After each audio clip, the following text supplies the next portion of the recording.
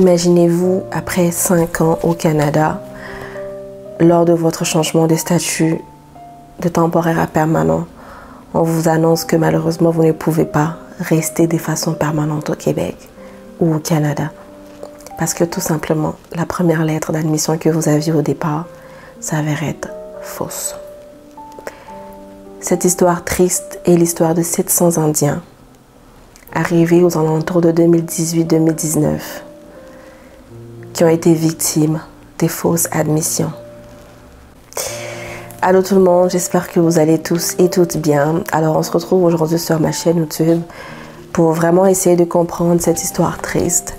Je l'ai résumée sur mon téléphone, je vais essayer de lire au fur et à mesure qu'on va échanger ensemble afin de comprendre c'est quoi réellement, afin de comprendre cette situation qui est assez triste et dont certaines personnes aussi peuvent être victimes dans l'avenir. Donc voilà, c'est vraiment l'histoire des 700 Indiens, 700 étudiants internationaux qui aujourd'hui sont victimes de fausses admissions et qui malheureusement ne peuvent pas espérer avoir une résidence permanente au Canada. Alors, je vous mettrai tous les liens en barre d'informations. Si jamais vous avez des questions, vous pourrez directement lire sur ce lien. Aller sur ce lien pour lire les informations. Donc des fois, je vais zapper pour pas que la vidéo soit longue. Mais avant, si tu n'es pas encore abonné à ma chaîne YouTube, abonne-toi, commente, like, partage et suis-moi également sur mes réseaux sociaux. Donc, c'est parti. Environ 700 étudiants indiens seraient menacés d'expulsion du Canada car leurs offres d'admission aux établissements d'enseignement se sont avérées fausses.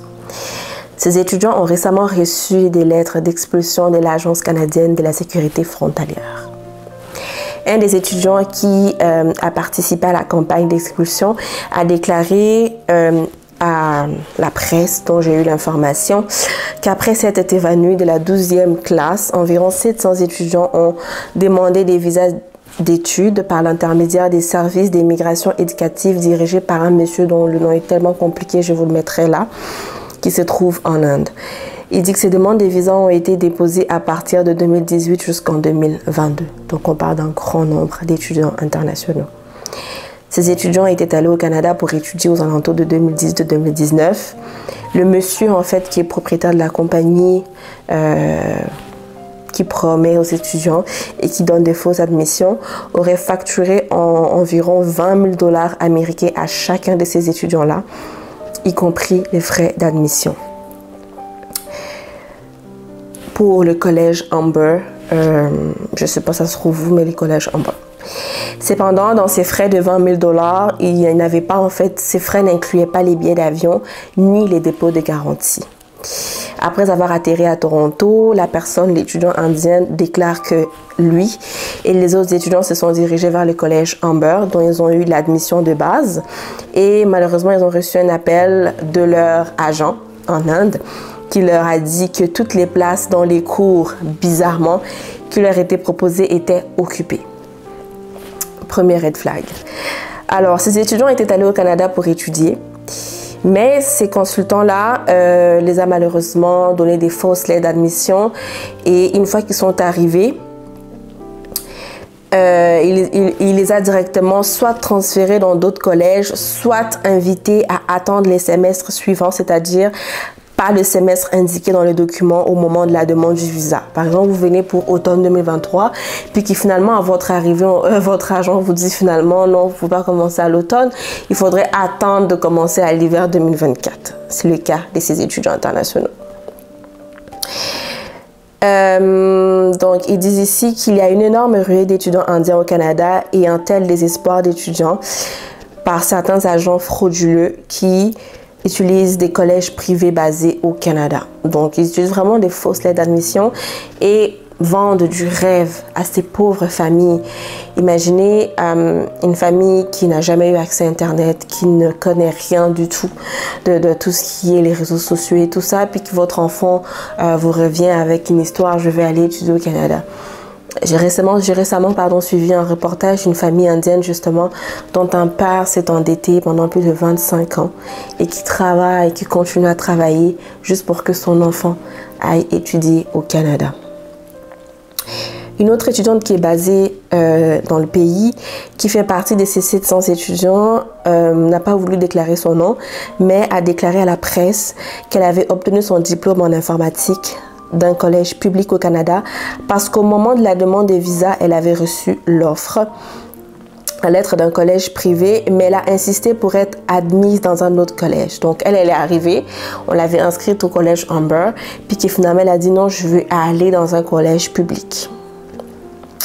Et vu qu'elle voulait changer de collège privé à public, l'agent d'immigration de son pays d'origine lui aurait remboursé la totalité des frais et l'aurait aidé à être admise dans le nouveau collège public. Elle ajoute également que le consultant lui avait dit qu'elle pouvait changer de collège après son arrivée au Canada. Je m'arrête là juste pour vous rappeler qu'à chaque fois que vous décidez de changer un établissement d'enseignement, je prends un exemple bizarre, vous venez pour le cégep de Sherbrooke, vous arrivez à l'aéroport, puis finalement vous décidez « Oh non, je ne veux pas habiter à Sherbrooke, je veux habiter à Montréal ». Tant et aussi longtemps que vous n'aviez pas commencé une session d'études, vous ne pouvez pas changer l'établissement d'enseignement comme ça. Donc, la loi demande à ce que vous arrivez, que vous commencez votre session d'études, puis si finalement vous n'aimez pas ce pourquoi vous êtes venu au Canada, vous pourrez le changer. Elle dit ici que l'agent lui avait dit qu'elle pourrait changer de collège immédiatement après son arrivée au Canada. Elle ajoute aussi qu'il existe plusieurs cas où les étudiants changent de collège en arrivant au Canada après avoir payé une commission à cet agent.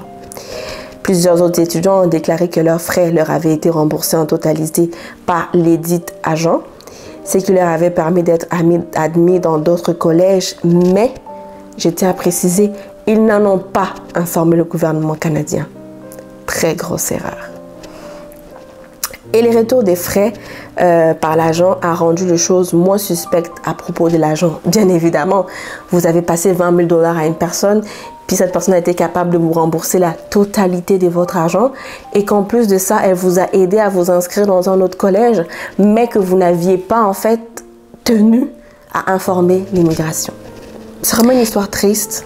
Vous pouvez aller lire l'histoire directement sur la page. Le lien, je vous mettrai en barre d'informations. Mais il y a plusieurs erreurs qui ont été faites par les étudiants internationaux, par ces étudiants internationaux malheureusement qui vont devoir quitter le Canada.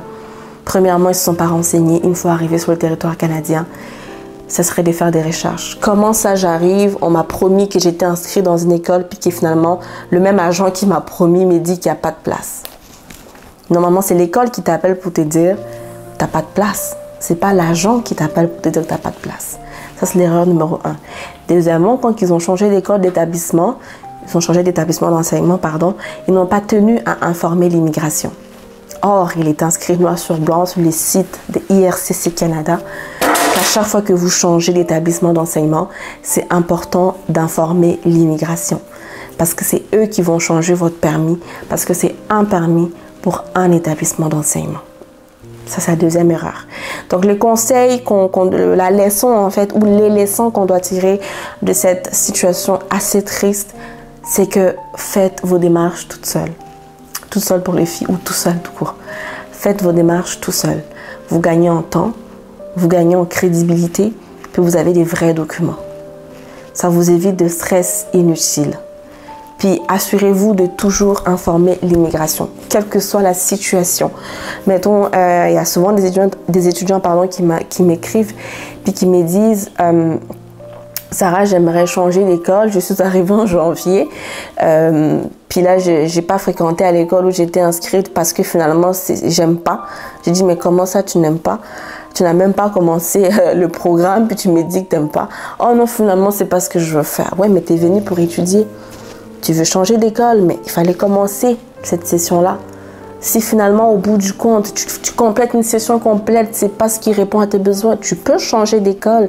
Mais il faut que l'immigration voit que tu as commencé quelque chose. Tu peux pas imaginer ne pas aimer les fraises sans avoir goûté les fraises. C'est un exemple, par exemple. Donc, beaucoup des étudiants tombent dans ce piège-là. Tu arrives, puis finalement, oh, je ne veux pas habiter à Montréal. Je vais habiter à Ottawa. Oh, mais de base, tu as une inscription qui est à Montréal. Commence par Montréal. Puis si jamais ça ne te plaît pas, là, tu pourras changer. Mais n'oubliez pas de toujours aviser l'immigration. C'est super important. C'est une histoire triste, mais qui, j'espère, pourra réveiller les mentalités puis qui va pouvoir alerter la plupart des personnes qui aiment la facilité.